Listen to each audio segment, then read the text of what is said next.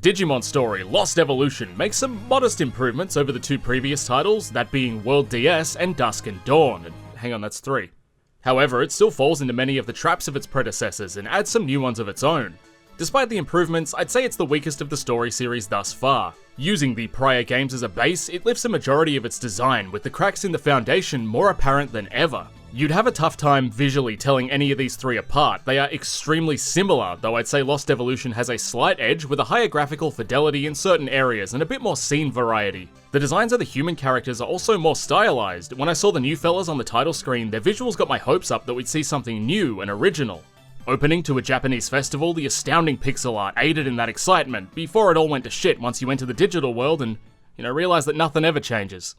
If you're gonna do a game in the same style, I understand reusing assets, particularly for a monster collecting game, and I don't think Digimon fans are too fussed as long as they have a vast array of monsters to choose between, which this title does offer.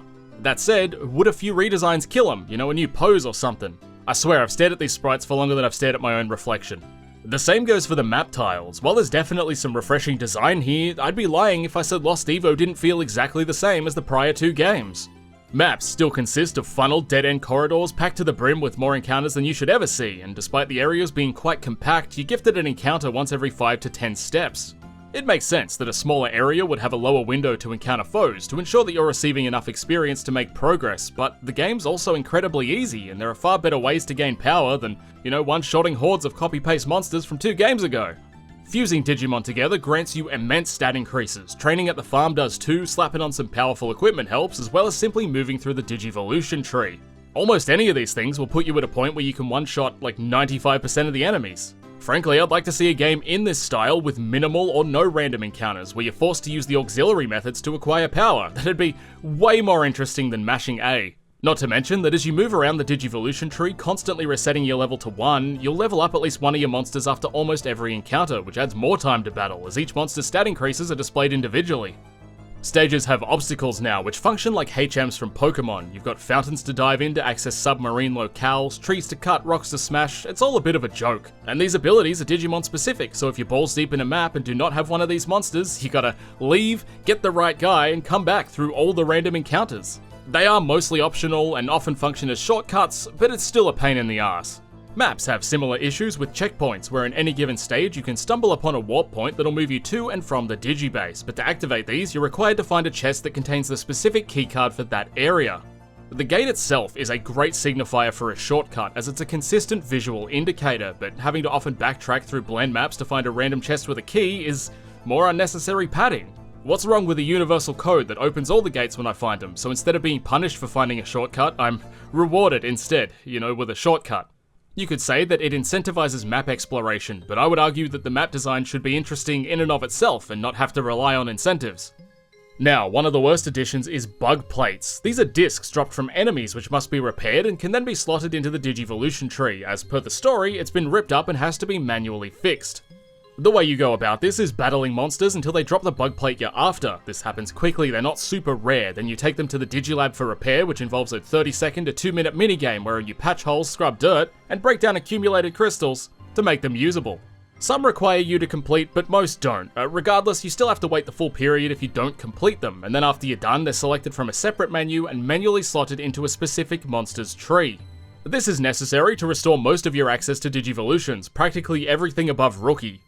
Despite being able to purchase upgrades to make tougher plates easier to fix, it's still boring, and why do I have to manually slot them? Just do it for me. Physically placing these time wastes adds nothing, and, to be fair, the minigame doesn't add much either. It's kinda cool the first few times, but it gets old very quickly. Terriermon can automatically fix discs you've already repaired, and you might be wondering, why would you want that?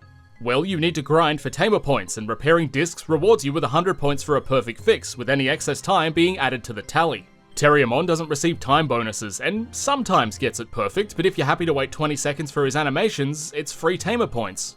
Now, why do we need tamer points? Because, story events are gated behind them. Side quests pay out around 2,000, and as I said, bug plates around 100, and to clear the story, you're required to have over 57,000 points. Even with a mostly complete tree and about half the side quests done, which involved resetting Digimon conversions until I got a specific personality so I could request a quest, I barely scraped up the required amount. Speaking of, the option to Digi-convert needed a snappier way to manifest monsters. A convert all function, or at least a convert multiple, would have been nice, as the way to add monsters to your team is to select them one by one and sit through an unskippable 30-second long animation.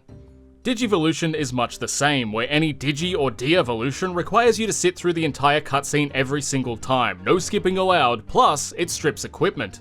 To top that off, you're given the naming prompt every single time, as if my names aren't perfect on the first try. There's so many little things that add varying increments of annoyance, it really is a cluster of its own poor decisions, and I could forgive a lot of that if the game still wasn't incredibly slow. Monsters load into battle all at once now, which saves up to 5 seconds per encounter, or up to 15 seconds if we're talking about Digimon World DS. However, there's still no option to disable or speed up battle effects, which would have been nice later in the game after I've seen them hundreds of times. At timed intervals in the field, control is removed from the player as they're asked if they want their daily farm breakdown, which is a huge inconvenience on its own as it completely halts gameplay, particularly if you say yes. In and of itself, it's a minor complaint, but compounded with all these niggling annoyances is one more piece of straw on the ever-weakening Camelmon. The UI is also still incredibly obtuse, and moving between menus takes way too long. It feels slower than it actually is, and the submenu selection is iffy. First up in the menu is the Digimon command. This is mostly fine, you can effortlessly reposition your monsters, but if you're after detailed statistics, that's where things start to get a bit bogged down. Within the Digimon information panel exist 5 submenus. Strength shows off detailed statistics, strengths and weaknesses, personality types, species of monster, etc. Skills is just your usable abilities and what they do, pretty self-explanatory. Equipment has 4 submenus of its own. Weapons and armor are separate. No idea why they did that. There's an auto-equip function, which is actually handy because it saves going into 2 separate sub-menus. And finally, an option to remove all gear, despite there only being 2 slots, and equipment removal existing as a prompt whenever you move or change the form of a monster. I don't get how other RPGs can keep equipment on characters, but Digimon shits the bed. If you need to unequip monsters in transit for whatever reason, don't burden me with a prompt every single time, just do it. The penultimate one is traits, which are passive abilities and their HM technique. Finally, we have the Digivolution tree, which should be self-explanatory. To move between all these, we have to leave the submenus and enter different submenus, as there's no quick swapping around them. They must be linearly approached from the top every single time. There's also no way to quickly shift between monsters. If you wish to enter the Digivolution tree of another monster, you've got to exit everything, then select a different monster, and do it all again. It's a bit bloated, but there's a lot of information you may need to access about your monster, and with the size of the DS screens, I get it. But surely traits could have been included in strength, and equipment could be a little more streamlined. There's redundancies here which could have been tuned up to not waste so much time. Next, we have items. There's a massive list of items, and instead of defaulting to consumables like pretty much every other game, we're given a submenu of 7 selections. All of the things you own are contextually interacted with inside their own sections, with weapons and armor in the Digimon tab, farm goods in the farm section, bug plates in the restoration minigame, digiplates, which are just completed bug plates in the Digivolution tree, and key items which you never really need to see. Why this doesn't remove one button press by defaulting to usable items is beyond me, but you rarely need to use consumable items either, so it's not a huge issue. That said, if you remove one extra menu, you're not just culling a single button press, you're culling a button press every single time you access that menu, which would easily be hundreds of presses saved come endgame. Following this is the quest selection, but as you can only accept one at a time, it defaults to showing you point-by-point progress, with the only submenu being the ability to view rewards. A simple, non-intrusive menu. Beautiful. DigiFarm is a view-only one-screen menu, so if you want to check your farm without returning to the DigiHub, this is another fine addition. Finally, we have Tamer Info. Now this is actually a decent example. I didn't write a decent example of what? What did he mean by this? Upon entering, you're greeted with 4 submenus. The top is more specific Tamer info, the second is Owned Digimon, which shows your active collection and where they currently are. The third is for Digi-Eggs, and the bottom is a Digimon Gallery, where you can inspect art, scan rates, and general information about any monster you've seen, not specifically collected. It's like a Digimon Pokédex. Naturally, this last option is full of nested menus, because you're not expected to be accessing it all the time. It's something you may never need, but if you do, for whatever reason, it's there. A feature which may have made menu traversal less horrible would be to close it from any submenu and return straight to gameplay, regardless of how nested you are. Small little bits like that would have made it feel less bloated. Like, I don't know how by 2010 these guys were still struggling with menus, despite having 2 whole screens, one being touch capable. Next up is the Digilab. The only major complaint I have about the usability of this entire scene is that DigiConvert, which allows you to manifest monsters based on their scan percentage, really needed a batch way to convert monsters. Sure, there's a monster cap of 40, but one at a time is painful. Next, we have the Digifarm. Selecting farm islands takes you to each of your owned farms, allowing access to each individually.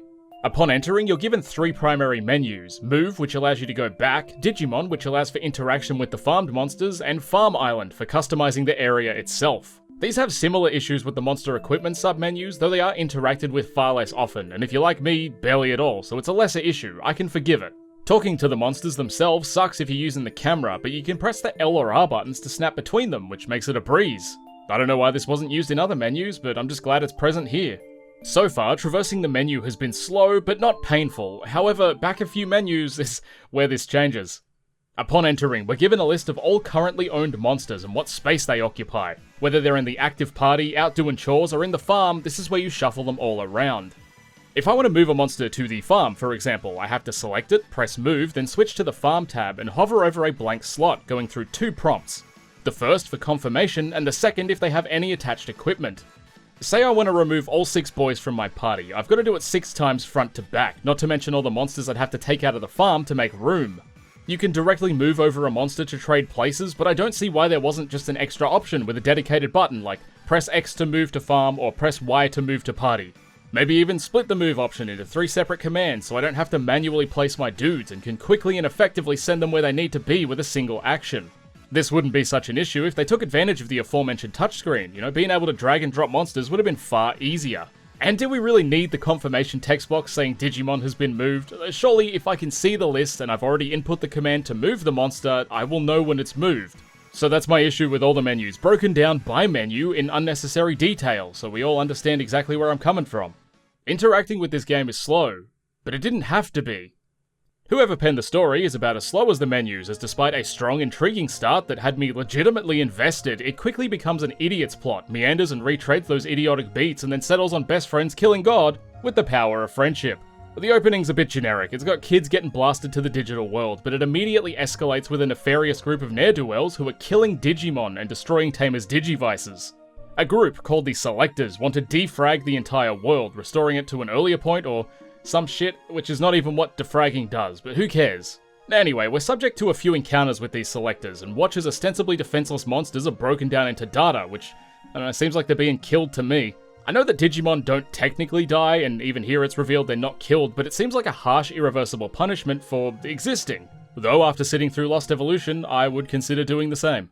Ruining this fantastic setup is the renowned Idiot's plot. Everything from here is allied monsters refusing to have a conversation with you and then assuming you're evil, so you fight them, you win, and you're allowed to clear everything up. I reckon about 80% of the plot would be immediately solved if the protagonist was allowed to answer the question, "What are you doing here?"